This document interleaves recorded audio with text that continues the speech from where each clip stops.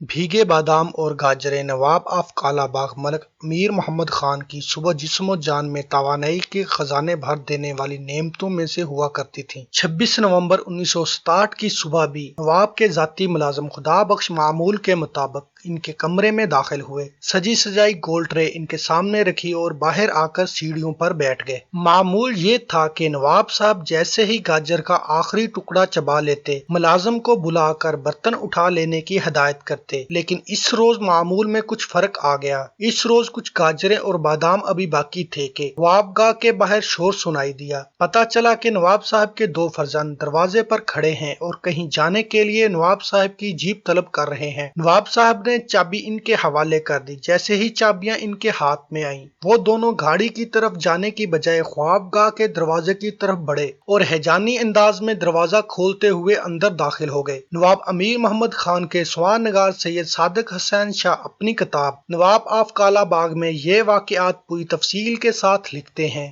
نواب صاحب کے بورڈ والے بنگلے میں، جہاں وہ کبھی سعودی عرب کے شاہ فیصل، ایوب خان سکندر مرزا، ذوالفقار علی بھٹو، امریکی خاتون اول مسز روز ویلٹ سمیت کئی دوسری عالمی شخصیات کی میزبانی کر چکے تھے، گزشتہ کئی روز سے کشیدگی کے آثار تھے۔ اس کشیدگی کا پتہ بنگلے کے مکینوں کے علاوہ ملازمین کے چہروں پر بھی عیاں تھا۔ سوانح نگار سید صادق حسین شاہ کے مطابق نواب صاحب کے دونوں بیٹے نواب زادہ مظفر خان اور نواب زادہ اسد خان کی اپنے والد کے کمرے میں یہ گستاخانہ انٹری اسی کشیدگی کا تسلسل تھی۔ اس کے فوراً ہی بعد سیڑھیوں پر بیٹھے خدا بخش کو کمرے سے تلخ کلامی کی آوازیں سنائی دیں۔ اس کے بعد فائرنگ کی۔ "اوے کے پے کرندے ہو!" خدا بخش کے کانوں میں نواب صاحب کا جب یہ جملہ پڑا تو وہ بھی کمرے میں داخل ہو گئے۔ نواب زادہ مظفر نے انہیں بالوں سے پکڑ کر صوفے پر پٹکا اور کہا، "کسی کو بتایا تو اس سے بھی برا حشر کروں گا۔" اسی دوران ایک اور ملازم عالم خان کمرے میں داخل ہوا۔ اسے یہ کہہ کر واپس بھیج دیا گیا کہ کمرے سے نکل جاؤ، نواب صاحب کو دورہ پڑا ہے۔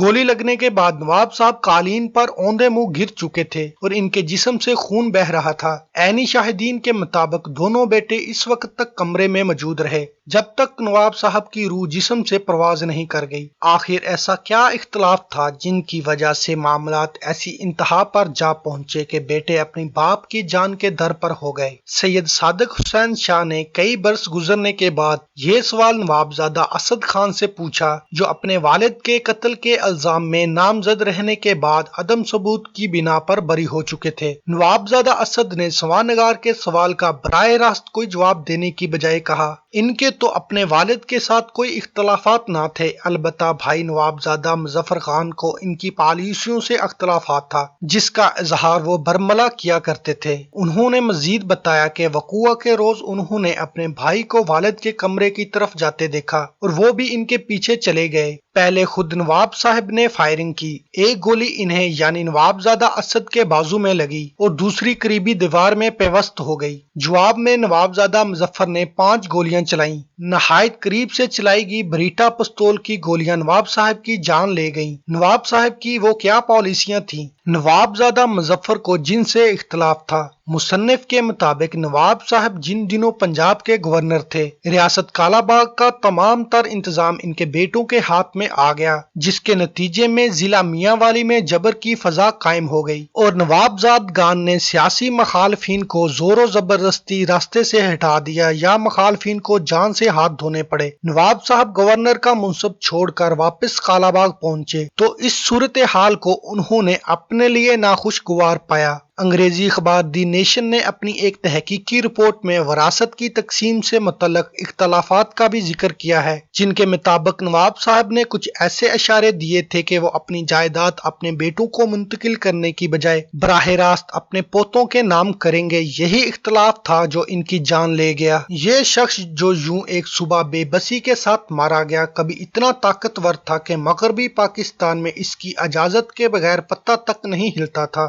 یہ شخص سیاست میں نہیں آنا چاہتا تھا، لیکن یہ دیکھ کر کہ اس زمانے کے وزیر اعلیٰ نواب افتخار حسین ممدوٹ اراکین اسمبلی کے سوا کسی دوسرے کو ملاقات کا وقت ہی نہیں دیتے تھے، وہ انتخاب لڑ کر اسمبلی میں پہنچ گئے۔ لیکن بعد میں حکومت نے انہیں وزیر بنانا چاہا تو ان کی انا آڑے آئی۔ یہ اس زمانے کی بات ہے جب اسکندر مرزا ملک کے صدر اور ایوب خان سیاہ و سفید کے مالک تھے۔ بیرون ملک جاتے ہوئے اسکندر مرزا سے کہہ گئے کہ نواب آف کالا باغ کو مرکز میں وزیر بنا لیا جائے۔ یہ پیشکش ان تک پہنچائی گئی تو کہا کہ یہ میرے لیے ممکن نہیں کہ ٹکے ٹکے کے ممبران اسمبلی کے سوالوں کے جواب دوں اور بات بات پر جناب اسپیکر کی گردان کروں۔ تاہم ایوب خان نے اقتدار پر قابض ہونے کے بعد انہیں گورنر مغربی پاکستان بننے کی پیشکش کی تو اسے قبول کرنے میں انہیں کوئی تعمل نہ ہوا۔ یہ منصب ان کے مزاج کے مطابق تھا کیونکہ انہیں یہاں کسی کو جواب نہیں دینا تھا، سب ان کے سامنے جواب دہ تھے۔ پنجاب کا یہ جدی پشتی جاگیردار اقتدار کے ایوان میں داخل ہوا تو اس کے انداز بڑے جدا گانا تھے۔ انہوں نے پابندی عائد کر دی کہ خاندان کا کوئی شخص بھی گورنر ہاؤس میں داخل نہیں ہوگا۔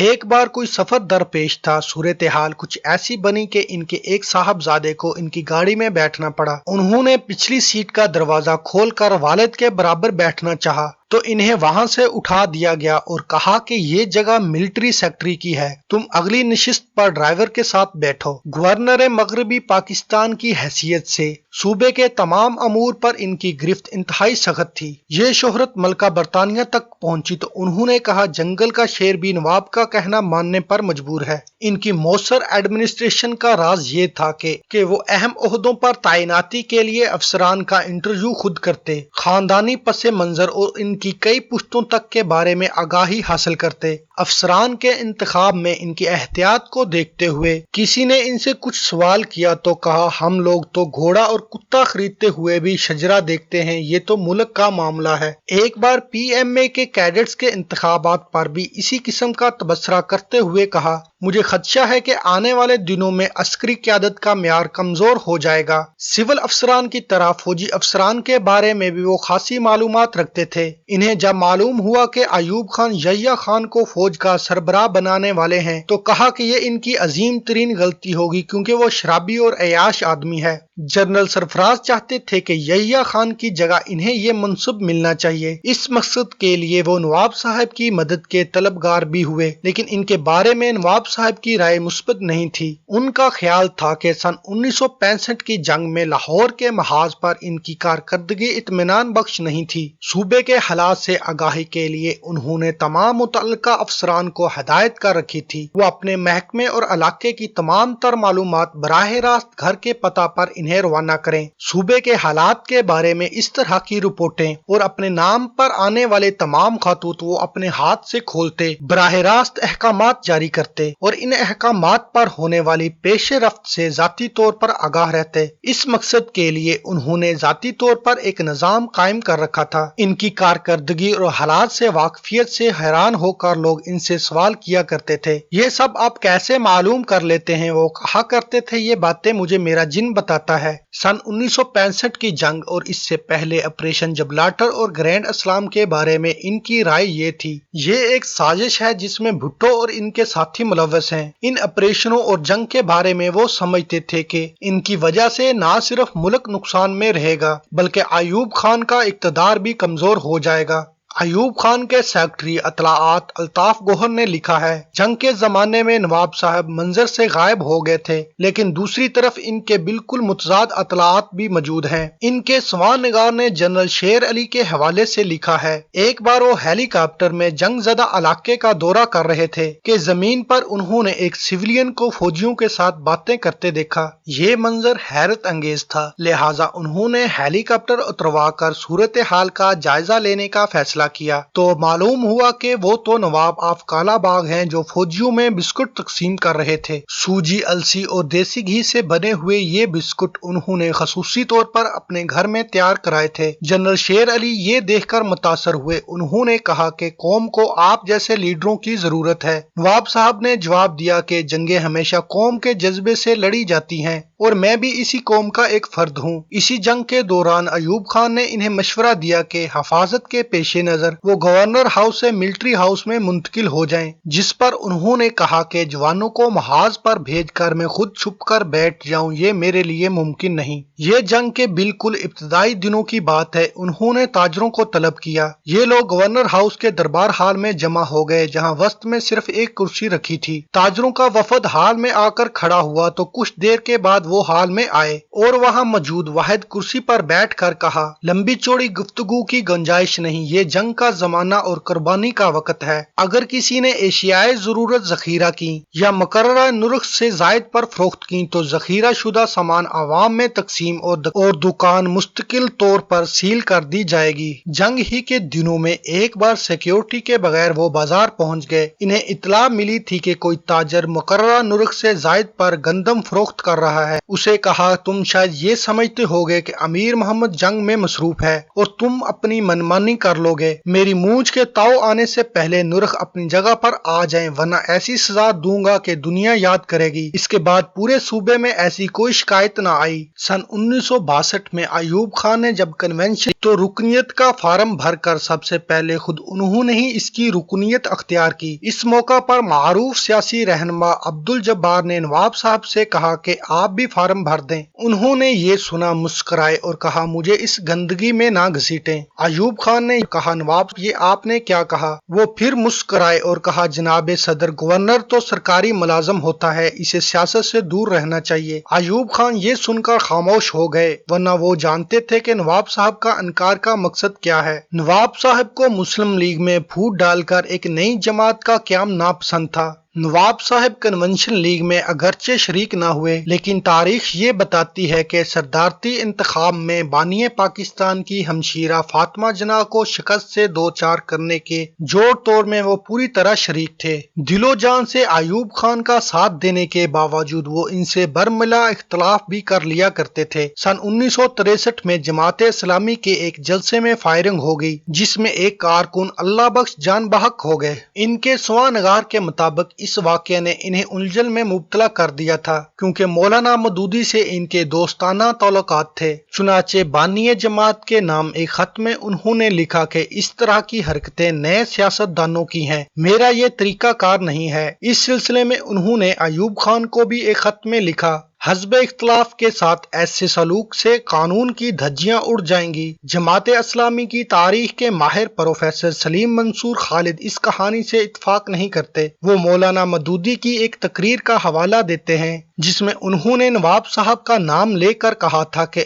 انہوں نے دھمکی دی تھی کہ وہ جماعت کا ایسا حشر کریں گے کہ لوگ مصر کے صدر ناصر کے ہاتھوں اخوان المسلمون پر مظالم بھول جائیں گے۔ جماعت کے سابق امیر میاں طفیل محمد نے بھی پروفیسر صاحب کو ایک انٹرویو میں انکشاف کیا تھا، اس زمانے کے حکمران چاہتے تھے کہ جماعت اسلامی کو رد عمل میں مبتلا کر کے احتجاج پر مجبور کیا جائے تاکہ اس کے خلاف کارروائی کی جا سکے۔ اس اختلاف کے باوجود پروفیسر خالد تصدیق کرتے ہیں کہ نواب صاحب مولانا کی کتابوں کے مستقل قاری اور ان کی تحقیقی مقالے ترجمان القرآن کے خریدار تھے۔ ایوب خان سے اختلافات اور گورنر مغربی پاکستان کے منصب سے استعفیٰ ایک ایسا واقعہ ہے جس سے نواب آف کالا باغ کے زوال کی ابتدا ہوئی۔ دونوں رہنماؤں کے درمیان کشیدگی کی ابتدا اسی واقعے سے ہوئی جب نواب صاحب نے ایوب خان کو کراچی میں گوہر ایوب کی سیاسی اور غیر سیاسی سرگرمیوں کی طرف متوجہ کیا، جس پر ایوب خان نے جھنجھلا کر کہا، کیا میری اولاد کو پاکستان میں رہنے کا کوئی حق نہیں؟ دوسرا واقعہ ان کے علاقے کی ایک خاتون کا اغوا تھا جن میں ایوب خان کے عزیز ملوث تھے۔ نواب صاحب نے یہ بات براہ راست ایوب خان سے کہی۔ کچھ دنوں کے بعد لڑکی تو واپس آ گئی لیکن دونوں خاندانوں کے درمیان سرد جنگ شروع ہو گئی۔ اس سیاسی اتحاد کو سب سے بڑی ذکر کراچی کے ایک ضمنی انتخاب سے پہنچی جس میں ایوب خان کے امیدوار حبیب اللہ خان تھے جبکہ نواب صاحب بلوچستان کے قوم پرست رہنما میر غوث بخش کی حمایت کر رہے تھے۔ میر غوث بخش انتخاب جیت گئے جس سے ایوب خان کو بہت رنج پہنچا۔ اس کے بعد ان دونوں کے درمیان دوریاں بڑھتی چلی گئیں اور نواب صاحب اس نتیجے پر پہنچے کہ انہیں حکومت سے علیحدہ ہو جانا چاہیے۔ الطاف گوہر لکھتے ہیں کہ ایک دفعہ ایوان صدر میں ایوب خان کے ٹیلی ویژن انٹرویو کے لیے کیمرے لگائے گئے۔ ایوب خان ایک ایسی جگہ پر بیٹھنے والے تھے جس کے پس منظر میں نواب صاحب کی تصویر آتی تھی۔ نواب صاحب چونکہ اس وقت مستعفی ہو چکے تھے اس لیے ان کی تصویر ہٹا دی گئی۔ ایوب خان نے جب یہ دیکھا تصویر اپنی جگہ پر نہیں تو تصویر اپنی جگہ پر رکھنے کی ہدایت کی۔ اس موقع پر دھیمی آواز میں انہوں نے ایک جملہ کہا، تندیاں ٹوٹیاں جڑدیاں نہیں۔ ایک طرف نواب آف کالا باغ کے بارے میں ایوب خان کا یہ رویہ تھا،